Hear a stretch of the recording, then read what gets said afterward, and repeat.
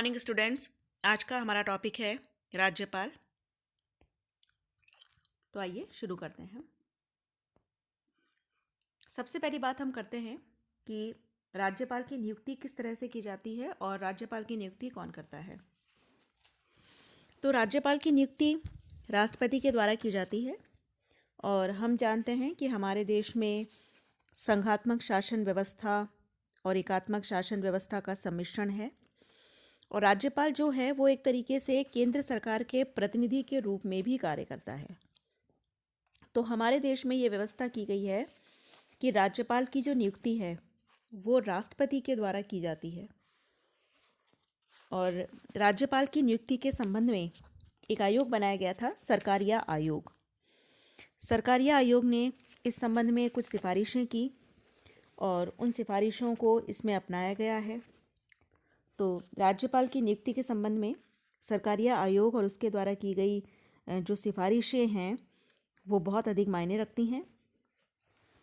नियुक्ति 5 वर्ष के लिए की जाती है और नियुक्त होने के लिए क्या योग्यताएं चाहिए। अगर हम योग्यताओं की बात करें तो पहले हम उल्लेख करेंगे अनुच्छेद 157 का। अनुच्छेद 157 ये कहता है कि कोई व्यक्ति राज्यपाल नियुक्त होने का पात्र नहीं होगा जब तक वह भारत का नागरिक न हो और 35 वर्ष की आयु पूरी न कर चुका हो। तो यानी कि राज्यपाल बनने के लिए जो प्राथमिक योग्यताएं हैं उनमें दो हैं। पहली चीज़ तो यह है कि वो भारत का नागरिक हो और दूसरा उसकी आयु 35 वर्ष हो। इसके अलावा अनुच्छेद 158 इसमें भी राज्यपाल पद के लिए कुछ शर्तों का उल्लेख किया गया है जो इस तरीके से है। पहली चीज़ तो ये है कि राज्यपाल संसद अथवा राज्य विधानमंडल के किसी सदन का सदस्य नहीं हो सकता। दूसरा, राज्यपाल कोई लाभ का पद धारण नहीं करेगा। राज्यपाल को निशुल्क निवास स्थान मिलेगा। उसे वे सब वेतन भत्ते उपलब्धियां और विशेषाधिकार प्राप्त होंगे जिन्हें संसद विधि द्वारा निर्धारित करे। तो ये राज्यपाल के लिए आवश्यक योग्यताएं हैं कि राज्यपाल संसद या विधानमंडल के सदन का सदस्य नहीं हो सकता, कोई लाभ का पद धारण नहीं करेगा और उसे सभी वेतन भत्ते उपलब्धियां प्राप्त होंगी जिन्हें संसद विधि के द्वारा निर्धारित करे। अब इसके बाद जो हमारा आज का मेन टॉपिक है वो है राज्यपाल की शक्तियां। राज्यपाल की शक्तियों को भी हम अलग अलग भागों में डिवाइड करके समझेंगे। सबसे पहले हम ले लेते हैं राज्यपाल की कार्यपालिका संबंधी शक्तियां। कार्यपालिका संबंधी शक्तियों में सबसे पहला ये है कि राज्यपाल मुख्यमंत्री की नियुक्ति करता है और उसके परामर्श पर अन्य मंत्रियों की। तो जिस तरह से हम देखते हैं कि राष्ट्रपति के द्वारा प्रधानमंत्री की नियुक्ति की जाती है और दूसरे मंत्रियों की नियुक्ति की जाती है, उसी तरीके से जो राज्यपाल है, चूँकि राज्यपाल एक तरीके से राज्य की कार्यपालिका का वैधानिक प्रधान है, तो राज्यपाल के द्वारा मुख्यमंत्री की नियुक्ति की जाती है और अन्य मंत्रियों की नियुक्ति की जाती है। इसके अलावा वह महाधिवक्ता, लोक सेवा आयोग के अध्यक्ष तथा इसके सदस्यों की नियुक्ति करता है। उच्च न्यायालय के न्यायाधीशों की नियुक्ति के संबंध में उससे परामर्श लिया जाता है। इसके अलावा जो महाधिवक्ता होता है, लोक सेवा आयोग के अध्यक्ष हैं, सदस्य हैं, उसकी नियुक्ति भी राज्यपाल के द्वारा की जाती है। इसके अलावा हाईकोर्ट के न्यायाधीशों की जब नियुक्ति की जाती है तो राष्ट्रपति राज्यपाल से परामर्श अवश्य लेता है। राज्यपाल की कार्यपालिका शक्तियां राज्य सूची में उल्लेखित विषयों से संबंधित है। संवर्ती सूची के विषय पर राष्ट्रपति की स्वीकृति के अंतर्गत वह अपने अधिकार का प्रयोग करता है। हम जानते हैं कि 3 तरह की सूचियां होती है, संघीय सूची, राज्य सूची और संवर्ती सूची। जो विषय संघीय सूची हैं उन पर सेंट्रल गवर्नमेंट कानून बनाती हैं, जो विषय राज्य सूची में हैं उन पर स्टेट गवर्नमेंट कानून बनाती है और संवर्ती सूची के विषय पर दोनों ही कानून बना सकते हैं। तो इसी तरीके से राज्यपाल की जो कार्यपालिका शक्तियां हैं उसका संबंध राज्य सूची में दिए गए विषयों से है और अगर संवर्ती सूची के किसी विषय पर राज्यपाल अपने अधिकार का प्रयोग कर रहा है तो वो राष्ट्रपति की स्वीकृति से ऐसा कर सकता है। राज्य सरकार के कार्य के संबंध में वह नियमों का निर्माण करता है उसे मुख्यमंत्री से किसी भी प्रकार की सूचना प्राप्त करने का अधिकार है। इसी तरीके से जो राज्यपाल है वो राज्य सरकार के कार्य संचालन के संबंध में नियम बना सकता है और वो मुख्यमंत्री से किसी भी तरह की सूचना मांग सकता है। राज्य के मुख्यमंत्री का यह कर्तव्य है कि वह राज्यपाल को मंत्रिमंडल के सभी निर्णयों से अवगत कराए और ये मुख्यमंत्री की भी ड्यूटी है कि वो राज्य सरकार द्वारा जो भी डिसीजंस लिए जा रहे हैं वो सभी डिसीजंस वो राज्यपाल को बताए। अब हम लेते हैं विधायी शक्तियाँ। विधायी शक्तियाँ कौन कौन सी है? देखिए, विधायी शक्तियों में सबसे पहला है व्यवस्थापिका का अधिवेशन बुलाना और स्थगित करना। राज्यपाल व्यवस्थापिका के अधिवेशन बुलाता है और राज्यपाल अधिवेशन स्थगित करने की घोषणा भी करता है।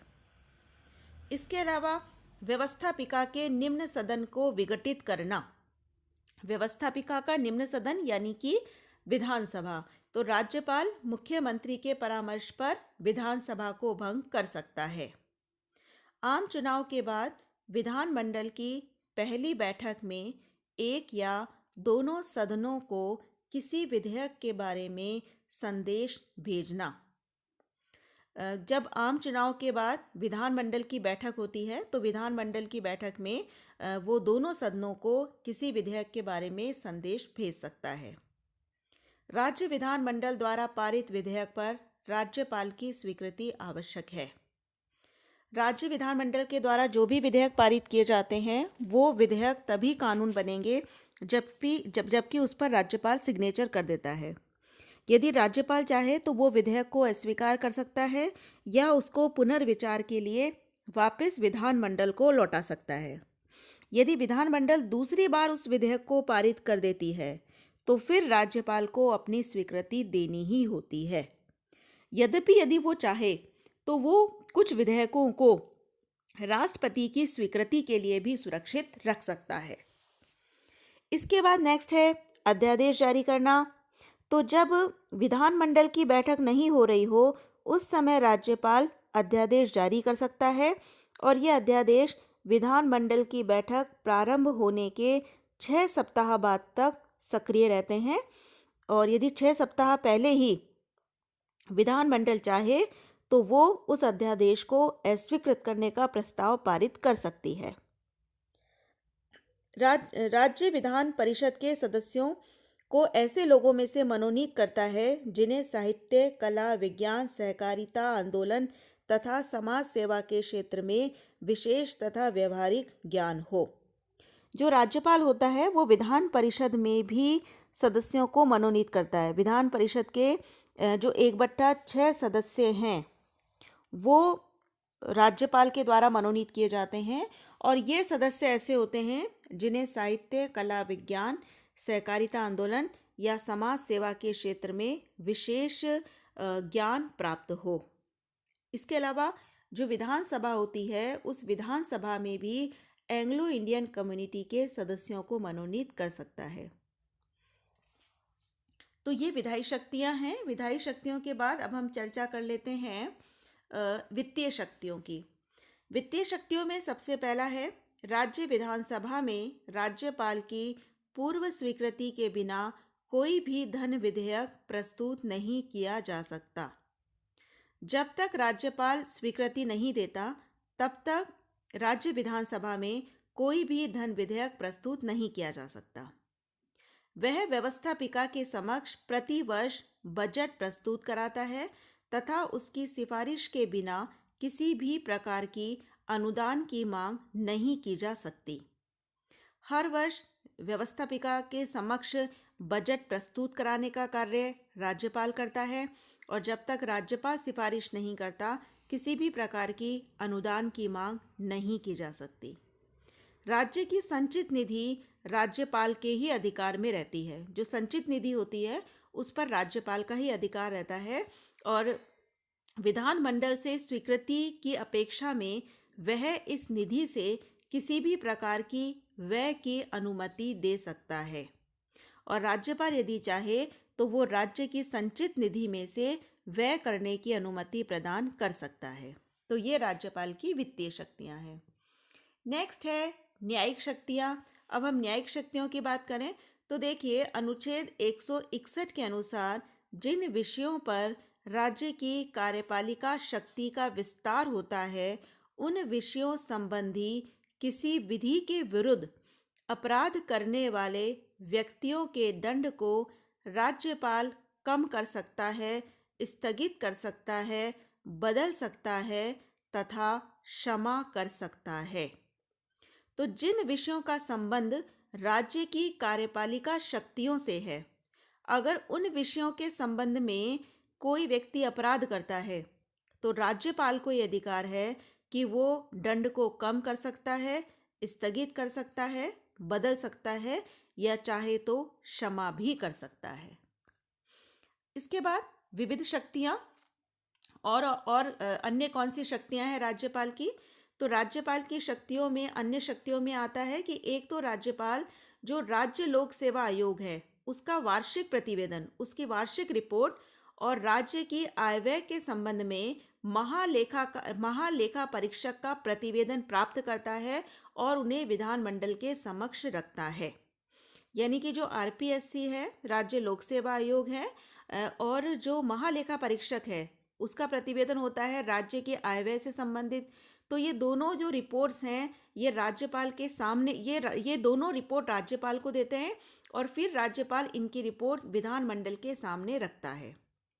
अगर वह देखता है कि राज्य का प्रशासन संविधान के अनुसार चलना संभव नहीं है, तो वह राष्ट्रपति को राज्य में संवैधानिक यंत्र की विफलता के बारे में सूचना देता है और उसके प्रतिवेदन पर राज्य में राष्ट्रपति शासन लागू होता है। संकटकालीन स्थिति में वह राज्य में राष्ट्रपति के एजेंट के रूप में कार्य करता है। देखिए, एक तरीके से जो राज्यपाल है वो सेंट्रल गवर्नमेंट का भी प्रतिनिधि है। तो राज्यपाल ये भी देखता है कि राज्य का शासन संविधान के अनुसार चल रहा है या नहीं चल रहा। यदि राज्य का शासन संविधान के अनुसार नहीं चल रहा है तो राज्यपाल इसकी जानकारी राष्ट्रपति को देता है कि भाई राज्य में शासन संविधान के अनुसार नहीं चलाया जा रहा, और ऐसी स्थिति में जो राष्ट्रपति है वो उस राज्य में राष्ट्रपति शासन लागू कर सकता है। और जब राज्य में राष्ट्रपति शासन लागू हो जाता है तो राज्यपाल राष्ट्रपति के एजेंट के रूप में राज्य में कार्य करता है। इसके अलावा कुछ राज्य के राज्यपालों को स्वविवेकी शक्तियां भी प्रदान की गई हैं कुछ विशेष प्रकार के कार्यों को करने के लिए।